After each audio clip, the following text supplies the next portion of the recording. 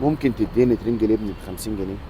ما تجيش عليا، ما تجيش عليا والله غصب عني. ليه بس؟ انا لسه في اول اليوم، وما تجيش عليا نستأذى ايه وعلى الله.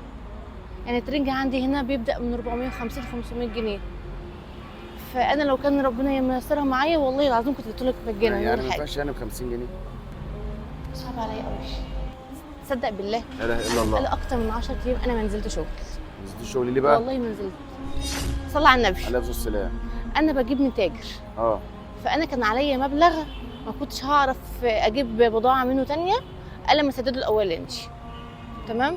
فعشان كده انا الدنيا ملخبطه معايا. انا والله لو الدنيا كويسه معايا ما هتفرق معايا حاجه. 400 او 500 هو طالع لله، ومفيش احسن من التجاره مع طب ربنا. هو ده مكانك هنا؟ انت واقف هنا بتبيع هنا؟ لا انا بلف بس انا كنت بظبط شغلي.